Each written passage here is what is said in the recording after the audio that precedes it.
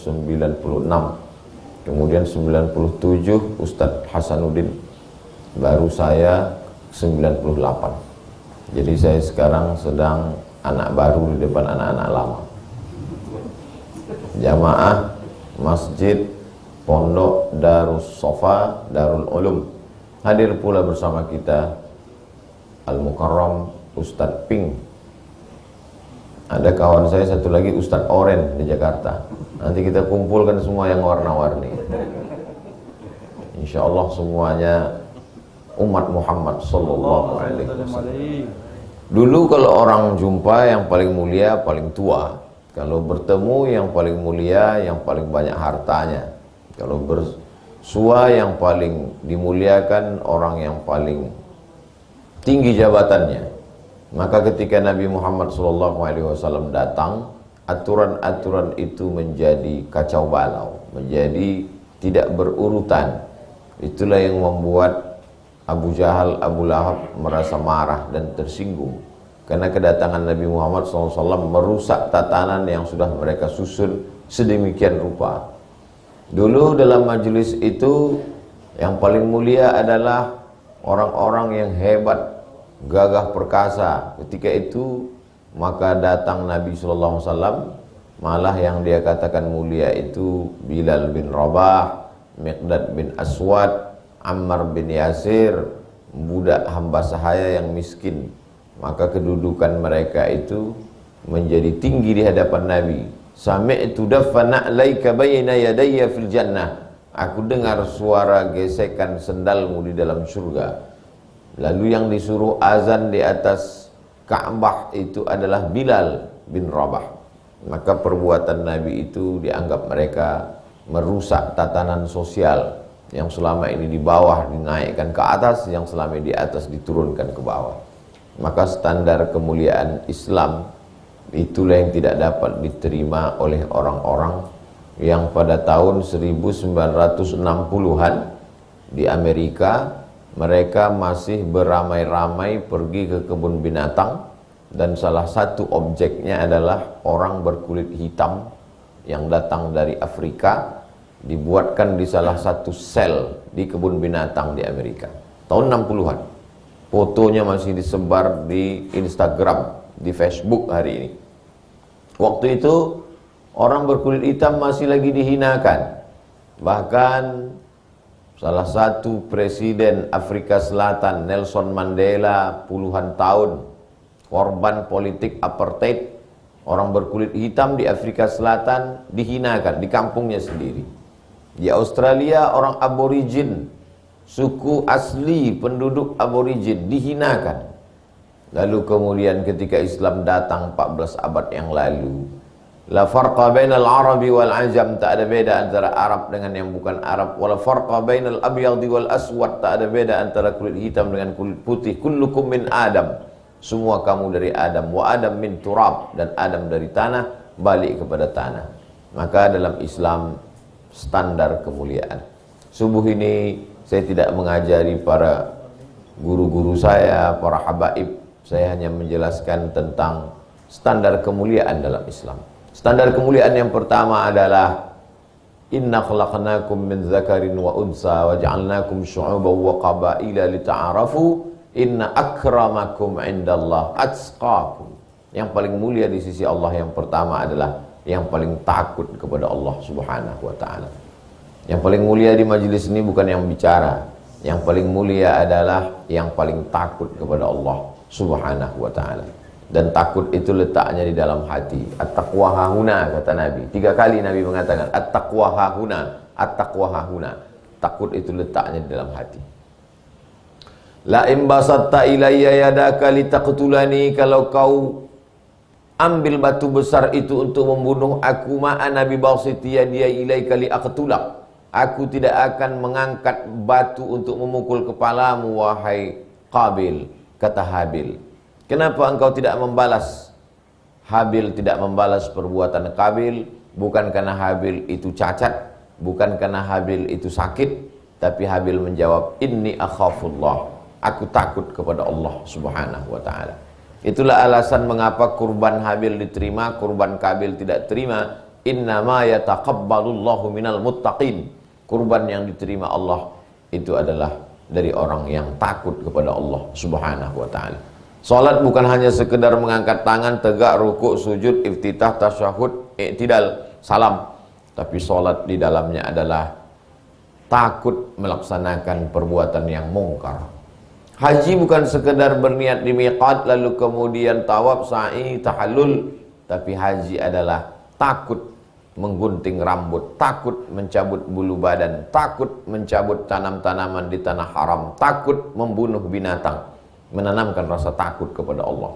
Puasa bukan sekedar tidak makan, tidak minum, karena banyak sekali orang yang paling lama tidak makan, tidak minum, tapi tujuannya supaya kebal, supaya bisa jalan di atas air, supaya jin dan setan masuk ke badannya. Karena manusia kalau tidak makan, tidak minum terlalu lama, maka badannya lemas, hilang ingatannya, di saat itulah setan masuk ke tubuhnya. Tujuan dari tidak makan, tidak minum dalam Islam, puncak akhirnya adalah la'allakum tattaqun, takut kepada Allah. Salat Jumat bukan sekedar duduk dalam masjid. Salat Jumat bukan sekedar mendengarkan khutbah. Salat Jumat adalah masuk wasiat takwa dari khatib ke telinga, usikum wa nafsi bitaqwallah, takutlah kepada Allah Subhanahu wa taala. Pesan khatib dalam khutbahnya membacakan ayat, ya ayyuhalladzina amanu, hai orang beriman, ittaqullah, takutlah kepada Allah haqqa tuqatih, sebenar-benar takut.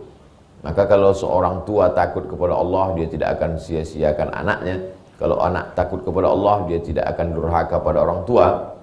Pemimpin yang takut kepada Allah tak akan menyia-nyiakan amanah jabatan. Orang kaya yang takut kepada Allah tidak akan curang. Pedagang yang takut kepada Allah tidak akan main timbangan. Maka semua kuncinya adalah takut kepada Allah. Krisis kita bukan krisis politik, bukan krisis ekonomi, krisisnya adalah krisis takut kepada Allah Subhanahu wa taala. Maliki yaumiddin. Pada hari itu semua keadilan akan ditegakkan. Itulah yang membuat orang takut berbuat apapun di dunia, karena dia sadar bahwa dia akan dituntut di hadapan Allah. Faman ya'mal mithqala dzarratin khairan yarah wa man ya'mal mithqala dzarratin syarran yarah. Sebesar biji sawi perbuatan, sebesar ujung rambut, sebesar ujung jarum, sebesar ujung tapak kaki semut yang hitam, di tengah malam yang kelam, di tengah samudera yang gelap, akan dituntut di hadapan Allah Subhanahu wa taala. Standar kemuliaan yang pertama dalam Islam adalah orang yang paling takut kepada Allah. Maka kalau kita memasukkan anak ke lembaga pendidikan, masukkanlah ke lembaga yang kira-kira kalau tamat dari situ dia akan menjadi anak yang takut kepada Allah. Anda masukkan anak Anda ke sekolah ini, akan diterima di seluruh perguruan tinggi negeri tanpa tes. Bagus. Tapi belum pernah saya baca baliho, masukkanlah ke sekolah ini, tamat dia akan takut kepada Allah. Itulah yang paling penting. Karena kalau sekedar cerdas, maka Google lebih cerdas. Tapi Google tak takut kepada Allah. Kalau sekedar hebat, kuat ingatan, maka handphone paling kuat ingatannya. Semua HP berbunyi pada saat subuh ini. Tapi tidak semua yang punya HP sholat subuh. Itu menunjukkan tidak ada rasa takutnya kepada Allah Subhanahu wa taala.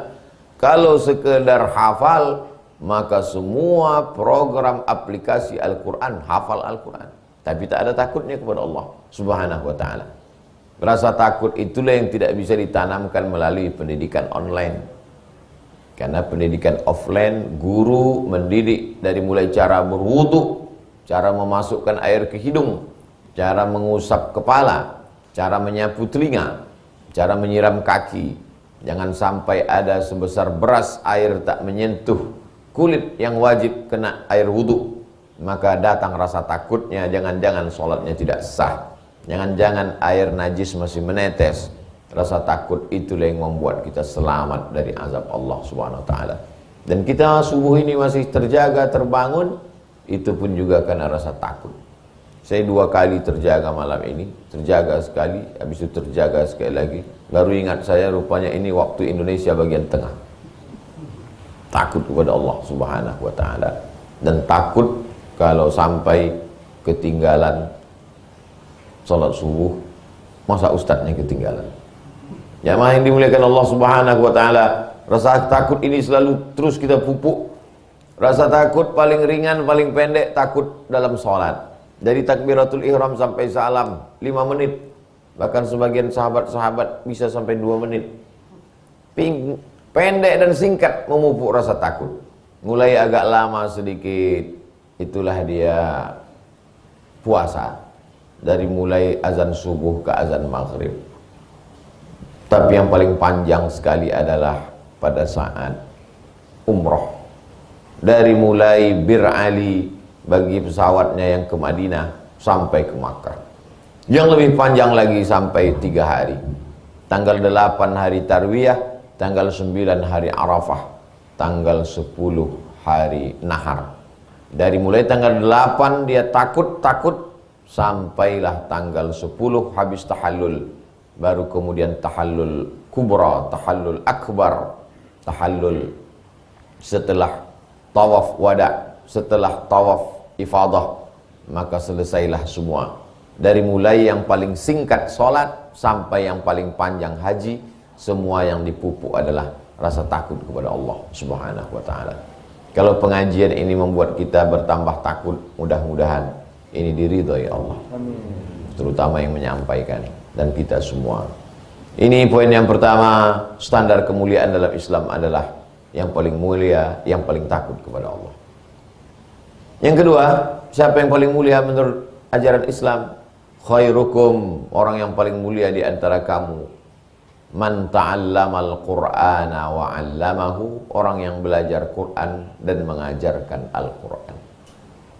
Hari ini kita melihat orang begitu bangga kalau dia masuk fakultas kedokteran, kalau dia punya sarjana akuntan, bagus, tidak salah. Semua kebaikan, semuanya hebat-hebat, semuanya dari ajaran Islam. Maka sesungguhnya ada yang lebih hebat daripada itu. Ketika dia dari fakultas kedokteran, bisa dijelaskannya ayat-ayat kandungan itu melalui ilmu kedokterannya, tapi dijelaskannya tafsir Al-Quran. Manusia ini diciptakan dari nutfah, setelah itu berubah menjadi mudghah, dari alaqah, dari alaqah berubah menjadi mudghah, lalu kemudian mudghah itu menjadi tulang belulang. Setelah itu kemudian fakasawnal 'idhama lahma, tulang itu dibalut dengan daging. Summa ansha'nahu khalqan akhar, diciptakan makhluk yang lain. Fatabarakallahu ahsanul khaliqin. Dia memang dokter SPOG, spesialis obgyn kandungan, tapi bisa dijelaskannya ayat Al-Quran. Maka hidayah itu lebih sampai ke telinga orang lain. Lalu kemudian ada pula pakar geologi ilmu bumi. Dia sarjana ilmu bumi, nampaknya tidak sekolah agama, tapi bisa dijelaskannya ayat-ayat Al-Quran dengan ilmunya itu. Maka bertemu antara sains teknologi dengan ilmu Al-Quran, maka itu lebih sampai dakwahnya ke hati orang-orang yang sulit ketika dijelaskan melalui asbabun nuzul, melalui fikih, melalui usul fikih, melalui kaedah fikih, melalui nahwu, melalui sharaf. Tapi ketika dijelaskan melalui ilmu-ilmu Al-Quran, itu dijelaskan melalui ilmu sains modern, maka lebih sampai hidayah itu ke hati. Ayyahdiyallahu bika rajulan wahidan, satu orang dapat hidayah karenamu, khairum min humurin na'am, lebih baik daripada kau memiliki seekor unta yang merah. Dalam riwayat lain, khairum minad dunya wa ma fiha, lebih baik daripada dunia dan seisinya. Jadi tidak bisa dibenturkan antara mau pilih ilmu Quran atau ilmu umum. Kalau belajar Quran, belajar tajwid, belajar tahsin, belajar ulumul Quran, belajar tafsir, maka dapat pahala. Tapi kalau belajar geologi, fisika, kimia, matematika, ini ilmu sekuler, ini ilmu bid'ah, wa kullu bid'atin dhalalah, wa kullu dhalalatin finnar. Akhirnya anak-anak kita ketinggalan. Sekolah-sekolah Islam tidak menang dalam olimpiade matematika. Akhirnya anak-anak umat Islam ketertinggalan dalam dunia medis. Bukan itu tujuan Islam. Dia dalam satu hembusan nafasnya, man ta'allamal Qur'an, belajar Quran, wa 'allamahu, dan mengajarkan Al-Quran. Bu, katanya Al-Quran sudah menjelaskan tentang penciptaan manusia dalam beberapa ayat. Lalu si ibu dengan ringan menjawab, jangan tanya saya masalah Quran, saya guru biologi. Ini guru sekuler. Dia membedakan antara biologi dengan Al-Quran. Padahal apa kata Abdullah bin Abbas, "Lau dha'a minni iqalu ba'iri lawajadtuhu fil Qur'an." Seandainya hilang tali ontaku, ketemukan dalam Quran. Tali ontanya saja hilang, ada dalam Quran, apalagi biologi, fisika, kimia. Ma farratna fil kitabi min syai'. Semua kami jelaskan dalam Al-Quran. Kalau kita belum menemukannya, bukan berarti tak ada, karena kita saja belum menemukannya. Maka siapa yang paling mulia? Yang paling mulia orang mengajarkan Quran. Silakan dia nanti belajar di fakultas kedokteran, silakan dia menjadi psikolog, silakan dia menjadi hakim, silakan dia menjadi pengacara, lawyer, advokat, tapi basicnya adalah Al-Quran. Itulah pentingnya kita membuat TK Quran, SD Quran, SMP Quran, SMA Quran. Itu pula lah pentingnya kita memasukkan anak-anak kita ke lembaga yang berbasis Al-Quran.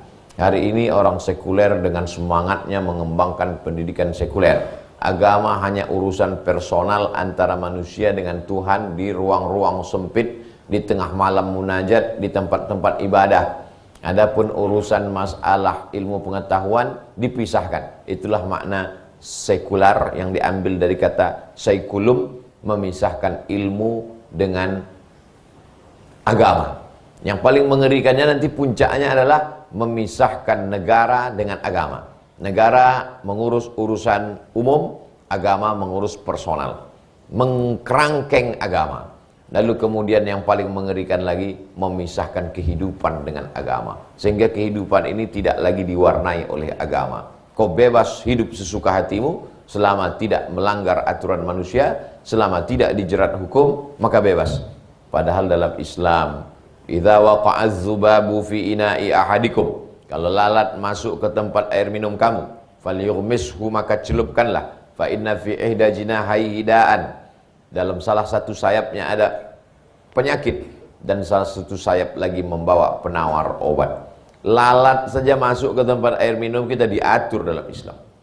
Idza walagal kalbu fi ina'i ahadikum, kalau ada anjing menjulurkan lidahnya ke tempat air minum bejana, tempat air nampan kamu, maka fa'ahriquhu, tumpahkanlah. Lalu kemudian dibasuh dengan 7 kali air, salah satunya dengan air tanah. Air liur anjing saja masuk ke tempat air minum dibahas dalam Al-Quran. Apalagi masalah politik, masalah ekonomi, masalah sosial, masalah budaya. Dan itu dijelaskan dalam Al-Quran. Al-Quran bukan sekedar bacaan pelipur lara ketika sedang susah hati datang debit kolektor menagih hutang. Al-Quran bukan sekedar bacaan dibacakan saat ruqyah ada orang kerasukan setan. Al-Quran bukan bacaan mantra yang dibacakan ketika pindah rumah baru, kedai baru, warung baru, mobil baru. Tapi Al-Quran adalah way of life, jalan hidup. Al-Quran adalah jalan sistem bagaimana orang menjalani kehidupan, dari mulai dia lahir sampai dia mati, sampai dia ke liang lahat, sampai dia meniti titian Shiratal Mustaqim, sampai dia di surga bersama Nabi Muhammad sallallahu alaihi wasallam. Maka menjadi kewajiban bagi kita untuk kembali menghidupkan sunnah Rasulullah sallallahu alaihi wasallam. Anak-anak kita dididik berdasarkan pendidikan Al-Quran. Alhamdulillah kami bersama para asatidz, sahabat-sahabat saya dulu sempat mengecap pendidikan Al-Azhar. Al-Azhar merupakan lembaga pendidikan yang basisnya memang wajib Al-Quran. Tahun 1 7 juz setengah, tahun 2 7 juz setengah, tahun 3 7 juz setengah, tahun 4 7 juz setengah. Jadi 4 tahun orang belajar di Al-Azhar 30 juz bagi yang Arab. Kami Arab maklum.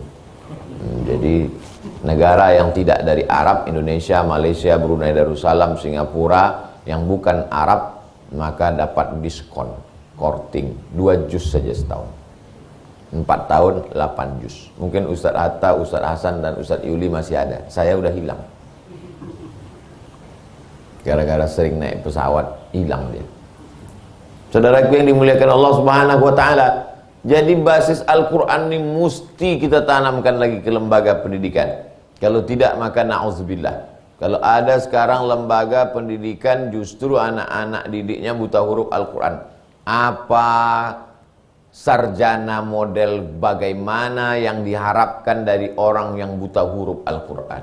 Walaupun hebat, IQ-nya tinggi, IP-nya 4, dia hanya akan menebarkan kejahilan Kejahilan dalam bidang apa? Kejahilan yang paling mengerikan adalah kejahilan agama.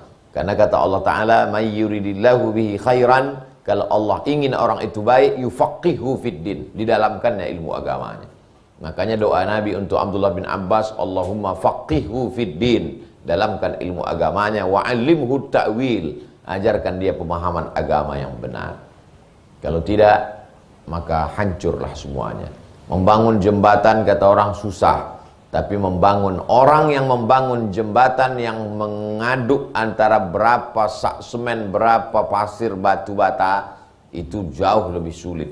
Karena kalau tiangnya itu kurang, bisa diganti dengan tiang baru. Tapi kalau orangnya itu yang kurang, maka akan sulit mengganti dengan manusia yang baru. Karena merobohkan bangunan mudah, tapi merobohkan mengganti manusia yang salah, maka akan sulit sekali. Maka membangun manusia inilah membangun generasi yang Qur'ani, membangun generasi yang takut kepada Allah. Maka dalam Islam diajarkan man ta'allamal Qur'an, siapa yang belajar Al-Quran wa 'allamahu, dan mengajarkan Al-Quran. Ini standar yang kedua. Standar yang ketiga, siapa yang paling mulia? Khairun nas, manusia yang paling baik. Anfa'uhum linnas, yang bermanfaat buat orang lain. Alhamdulillah kita mendapatkan manfaat bersilaturahim dengan para habaib, dengan sahabat-sahabat saya, dengan para jamaah malam ini. Manfaat kita dapatkan dari keberkahan Sohibul Bait Pak Haji Iwan beserta seluruh keluarga. Bisa kita berkumpul bersama, bernaung di bawah atap, bernaung bersama, maka ini semua manfaat. Mudah-mudahan dibalas Allah Subhanahu wa taala.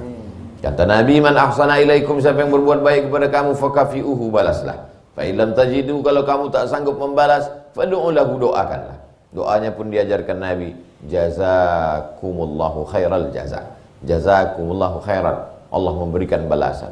Karena kita tak mampu memberikan balasan, Allah Subhanahu wa taala yang memberikan balasan. Ada manfaat yang bisa diberikan kepada orang lain. Siapa yang paling besar manfaatnya, itulah yang paling mulia. Jadi kalau kita memberikan cita-cita, memberikan gambaran kepada anak kita, gambarkanlah kepada dia mana yang paling besar manfaatnya. Nanti kalau kau jadi pengacara, kau bisa buka lembaga bantuan hukum gratis, ada orang yang tanahnya digarap perusahaan, punya banyak uang, kau bisa bela dia. Kalau kau jadi dokter spesialis, kau bisa tolong orang susah, kau bisa buat khitan masal gratis, kau bisa buat pengobatan gratis. Jadi yang kita ceritakan itu manfaatnya. Kalau kau jadi orang kaya, kau bisa buka sekolah gratis, kau bisa kirim orang untuk belajar ilmu pengetahuan, kau bisa. Jadi yang kita ceritakan manfaatnya. Hari ini orang tua menceritakan kepada anaknya, kalau kau sekolah ini, kau banyak gaji, kau banyak duit. Tidak salah kita ceritakan kau jadi ini duitnya banyak, tapi jadikan itu sebagai sarana saja. Target akhirnya, kalau kau punya duit banyak, kau bisa bangun masjid. Kalau kau punya duit banyak, kau bisa kirim mahasiswa ke Darul Mustafa, ke Rubat Tarim, ke Al-Azhar, ke Makkah, Ummul Qura. Kalau kau punya duit banyak, kau bisa berinfak, berwakaf, bersedekah. Jadi duit dijadikan sebagai sarana, akhir tujuannya adalah manfaat. Manfaat inilah yang mengalir setelah kematian. Manfaat inilah yang mengalir setelah ruh berpisah dari jasad. Khairukum, orang yang paling baik adalah anfa'uhum linnas, orang yang paling bermanfaat buat manusia. Hari ini manusia tidak berpikir apa manfaat dia. Yang dipikirkannya bagaimana saya memanfaatkan orang lain. Standar manusia sudah berubah, sudah terbalik. Kira-kira hari ini berapa orang yang bisa dimanfaatkan? Na'udzubillah. Padahal yang paling penting adalah berapa manfaat yang bisa kita tebarkan untuk orang banyak. Berapa manfaat yang kita rasakan hari ini dari mulai lampu yang terang benderang. Ternyata yang menemukannya bukan orang Islam. Betapa manfaatnya pengeras suara ini. Kalau dulu orang menyampaikan tausiah hanya halakoh saja, lingkaran yang ada di sekitarnya, suara tak bisa jauh-jauh. Betapa bermanfaatnya alat perekam video yang bisa sekali sampaikan, berekam suara sampai hari kiamat tidak hilang. Maka ini berapa banyak program yang semestinya online, offline, tidak bisa langsung karena COVID. Kita tidak bisa tablik akbar. tapi justru bisa dirasakan orang lebih banyak. Seramai-ramai tablik akbar paling banyak 100.000 orang, tapi kalau video ini diupload bisa ditonton 1 juta orang. Setelah setahun baru diperiksa 1 juta. Tapi kalau yang kurang manfaat sebentar saja bisa 1 juta. Begitulah susahnya untuk menebarkan kebaikan-kebaikan, tapi kita tak pernah berputus asa. Kenapa? Karena yang boleh berputus asa itu syaratnya mesti kafir dulu. La yai'asu min rahmatillah illal qaumul kafirun. Yang boleh putus asa itu hanya orang-orang kafir. Na'udzubillah. Orang beriman tak ada kata putus asa dalam hidupnya. Maka yang dia pikirkan, sejauh apa manfaat buat orang banyak. Tinggal di surau yang kecil, mengajar 2-3 anak. Anak-anak itu menebarkan Islam, lalu kemudian mengamalkan Islam menjadi amal jariah. Para habaib menebarkan dakwah di seluruh penjuru negeri, dari Sabang sampai Papua, sampai ke Raja Ampat, sampai ke saudara-saudara kita yang ada di timur Indonesia. Maka itu semua motivasinya adalah apa manfaat yang bisa mereka tebarkan. Ini standar yang ketiga. Standar yang pertama, yang paling mulia, paling takut pada Allah. Standar yang kedua, siapa yang mengajarkan Al-Quran. Standar ketiga, yang paling banyak manfaatnya. Standar keempat, kuntum khaira ummah, kamu umat yang paling baik. Syaratnya, ta'muruna bil ma'ruf wa tanhauna 'anil munkar wa tu'minuna billah. Ini standar yang keempat. Hari ini orang berpikir yang penting saya, keluarga saya. Adapun masyarakat tak usah. Dan ada pula sebagian orang, kamu jangan intervensi masalah pribadi saya. Ini orang tidak mengerti ajaran Islam. Kalau ada orang menasihati kita, dia tidak sedang intervensi. Dia sedang mengamalkan ajaran Islam bahwa orang paling baik adalah orang yang mau mengajak orang lain. Kalau ada orang yang mengajak kita buat baik, melarang buat mungkar, sesungguhnya dia sedang menyelamatkan negeri kita dari azab Allah Subhanahu wa taala. La ta'murunna bil ma'ruf, ajaklah orang buat baik. Wa la tanhauna 'anil munkar, laranglah orang berbuat mungkar. La yushikanna yab'atsallahu 'alaikum iqaban. Dikhawatirkan kalau tidak dilaksanakan ini, Allah akan kirimkan hukuman, gempa bumi, gunung meletus, tsunami, banjir bandang. Summa tad'unahu, ketika azab itu datang lalu kamu mengangkat tangan beramai-ramai istighasah kubra, meminta doa kepada Allah, adfa'annal bala, Allah madfa'annal waba, fala yustajabu lakum. Doa kamu tak dikabulkan.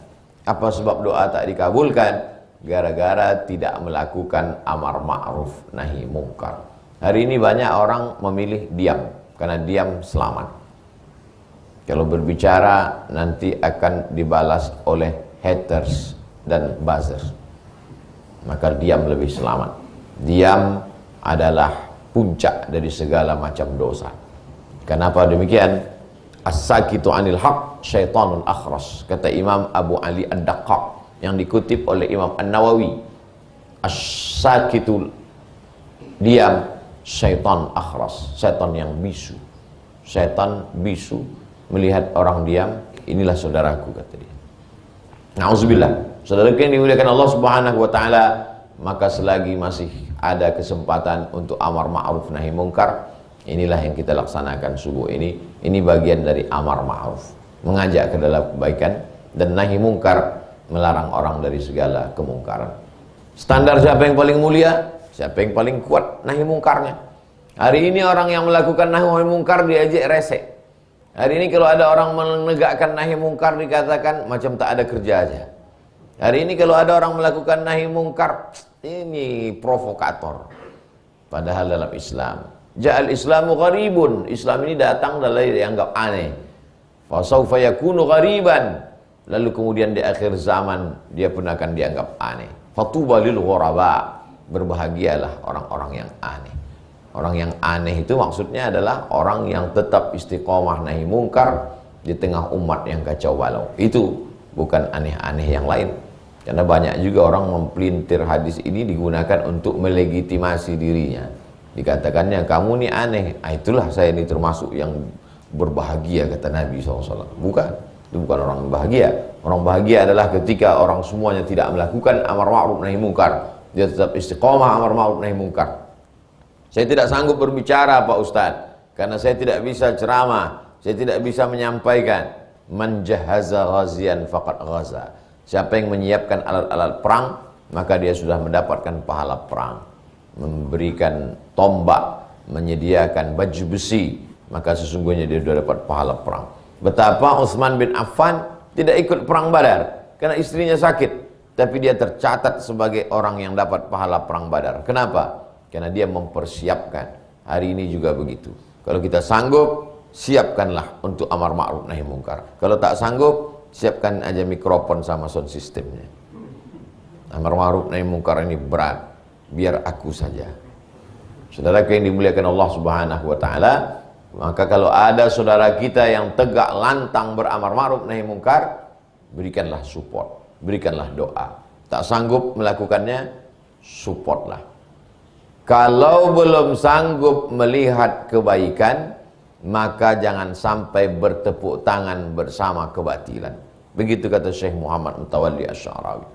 Kalau belum sanggup melantunkan suara, melantangkan suara untuk meneriakkan kebenaran, paling tidak jangan bertepuk tangan dengan melihat bersama orang-orang yang tenggelam dalam kebatilan. Boleh dibuat untuk update status pagi ini. Saudara yang dimuliakan Allah Subhanahu wa taala, maka hari ini ajaran agama ditampilkan dengan solawat, bagus, mengingatkan kepada Nabi.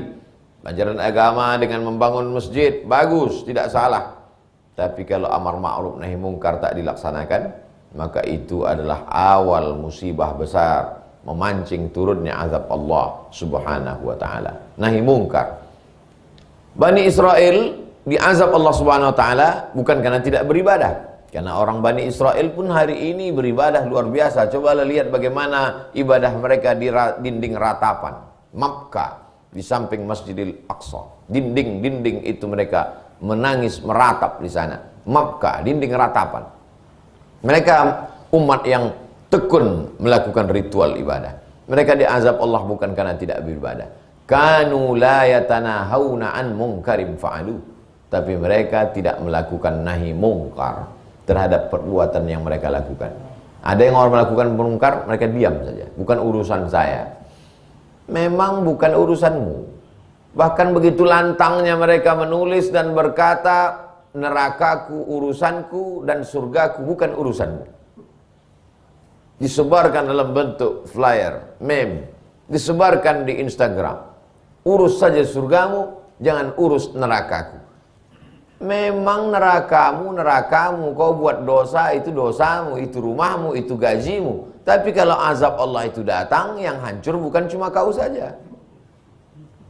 Karena kalau angin puting beliung, tsunami datang, dia tidak menghancurkan yang berbuat maksiat saja, yang berbuat baik pun juga. Wattaqu fitnatan la tusibanna alladzina zalamu minkum khassah. Takutlah kamu pada azab Allah. Kalau dia datang, dia tidak menimpa kepada yang zolim-zolim saja. Yang baik-baik, yang rajin ke masjid, yang berzikir, yang rajin sedekah, kena juga. Dosa mereka apa?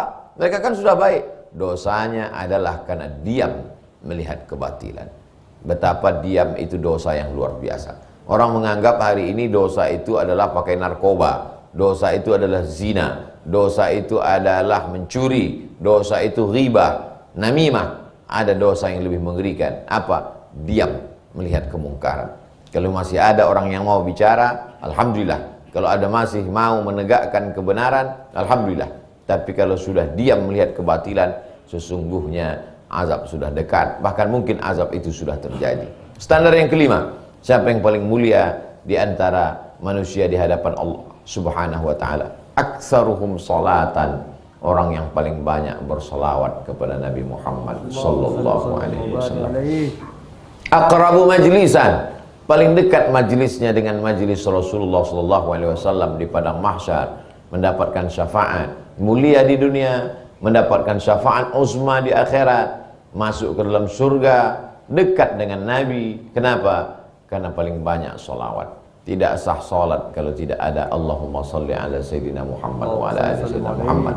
Tidak sah khutbah Jumat kalau tidak ada ucapan Allahumma salli ala Sayyidina Muhammad wa ala ali Sayyidina Muhammad.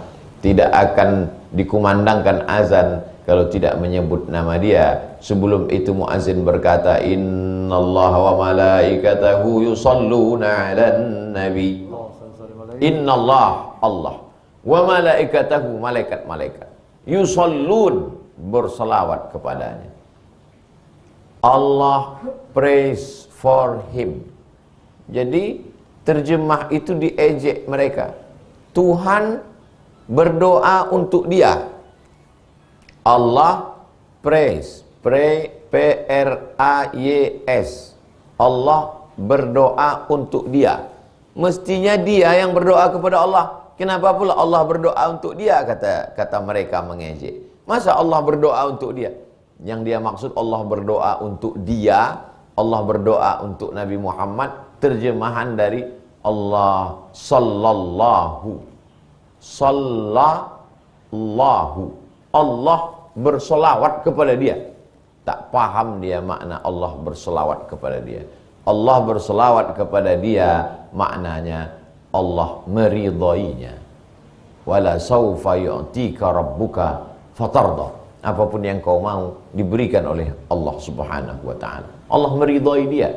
Kalau sudah diridai Allah, maka apapun yang diberikan Allah. Jangan beribadah kepada Allah karena ingin sesuatu, tapi beribadahlah kepada Allah karena ingin ridha Allah. Karena kalau Allah sudah ridha, akan diberikannya kepada engkau segala sesuatu. Kata Syekh Muhammad Mutawalli Sya'rawi. Beribadah kepada Allah karena ingin harta, cuma dapat harta. Beribadah kepada Allah karena ingin jabatan, cuma ingin dapat jabatan. Cuma dapat jabatan. Tapi kalau beribadah kepada Allah karena ingin Allah ridha, dan Allah kalau sudah ridha, akan dia berikan segala sesuatu. Mala a'yunun ra'at, belum pernah ditengok mata. Wala udhunun sami'at, belum pernah didengar telinga. Wala khatara ala qalbi bashar, belum pernah terlintas di hati manusia. Satu-satunya ibadah yang dijamin diterima Allah, salawat. Salat kita belum tentu diterima Allah. Puasa kita belum tentu diterima Allah. Tapi salawat kita pasti diterima Allah. Kenapa? Karena salawat itu untuk Muhammad, dan semua yang untuk Muhammad sallallahu alaihi wasallam pasti dikabulkan Allah Subhanahu wa taala. Man shalla alayya salatan, Nabi yang menjamin, siapa yang berselawat kepadaku satu kali, sallallahu alaihi biha asyra, Allah balas 10. Huttat anhu asyara sayyiat, dihapuskan 10 dosa kesalahan. Wa rufi'at lahu asyara darajat, diangkat 10 derajat. Beristighfar hanya hapus dosa, tapi berselawat dosa dihapus, 10 derajat dinaikkan, dan mendapatkan 10 kebaikan dengan satu salawat. Salawat adalah satu-satunya ibadah yang ijazahnya langsung dari Allah Subhanahu wa taala. Innallaha wa malaikatahu yusalluna 'alan nabi ya ayyuhalladzina amanu shallu 'alaihi. Salawat adalah satu-satunya ibadah yang ijazahnya langsung dari Nabi Muhammad sallallahu alaihi wasallam. Bagaimana kami berselawat kepadamu ya Rasulullah? Langsung Nabi ajarkan, Allahumma salli ala sayyidina Muhammad wa ala ali sayyidina Muhammad. Selawat adalah satu-satunya ibadah. Ketika selawat itu ditinggalkan, maka tak diterima salat kita. Dalam mazhab Syafi'i, selawat adalah menyebabkan batalnya salat kalau tidak dibaca. At-tahiyatul mubarakatus salawatut thayyibatullah. Assalamu alayka ayuhan nabiy wa rahmatullahi wa barakatuh. Wassalamu alayna wa ala ibadillahi shalihin. Asyhadu an la ilaha illallah wa asyhadu anna Muhammadar Rasulullah. Begitu mau salawat, berbunyi handphone, langsung salam, assalamualaikum warahmatullahi wabarakatuh, batal salat. Begitulah salawat. Maka ketika kita masih diberikan Allah Subhanahu wa taala kecenderungan hati untuk selalu berselawat, hadir ke dalam majlis-majlis yang di dalamnya dikumandangkan salawat, mendengar suara azan kita bersalawat. Karena ketika disebut namanya orang yang paling bakhil adalah orang yang tidak mengucapkan salawat, maka ketika itulah sesungguhnya kita sedang mulia di hadapan Allah Subhanahu wa taala. Kita menjadi mulia karena menyebut namanya. Kita menjadi orang yang mulia karena namanya. Karena nama dialah kita menjadi mulia. Allahumma salli ala Sayyidina Muhammad wa ala ali Sayyidina Muhammad. Mereka menemukan namanya di dalam kitab, maktuban indahum, tertulis namanya pada mereka. Akhirnya kita pun sekarang ditantang Habib Fadl. Mereka ditantang oleh kalau memang ada namanya di dalam kitab suci kami, mana namanya? Kata mereka menantang. Kalau memang ada nama dia seperti yang kalian katakan, ya'ti min ba'dismuhu Ahmad, akan datang nanti sesudah aku seorang nabi terakhir bernama Ahmad. Namanya Ahmad. Kalau memang ada, mana dia? Kenapa yang datang itu Muhammad? Yang masyhur di langit di antara malaikat sebelum bentuk zahir, masih dalam bentuk ruh, adalah Ahmad. Setelah dalam bentuk zahir nyata, bertulang, berdaging, berbulu, berurat, bentuk zahir, Muhammad. Dia Ahmad, dia Muhammad, dia Taha, dia Yasin, dia Al-Fatih, dia Al-Khatim, dia Al-Aqib, dia Al-Hashir, dia Al-Hami. Dialah Sayyidina wa Maulana Muhammad sallallahu alaihi wasallam. Namanya banyak, tapi sesungguhnya dia adalah satu. Dialah Muhammad. Mereka temukan dia maktuban, tertulis. Ternyata tidak ditemukan lagi namanya sekarang tertulis karena diterjemahkan ke dalam bahasa lain. Nama tak boleh diterjemahkan. Nama orang tidak boleh diterjemahkan. Walaupun nama dia tidak nama Arab, kuliah dia ke Mesir, nama itu tidak boleh diterjemahkan.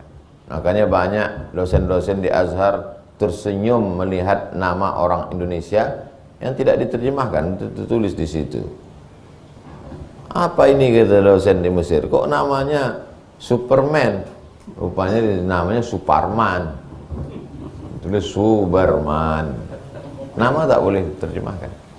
Nama bahasa apapun tak boleh diterjemahkan. Jadi nama dia itu tidak diterjemahkan. Dalam bahasa Ibrani disebut Muhammadim.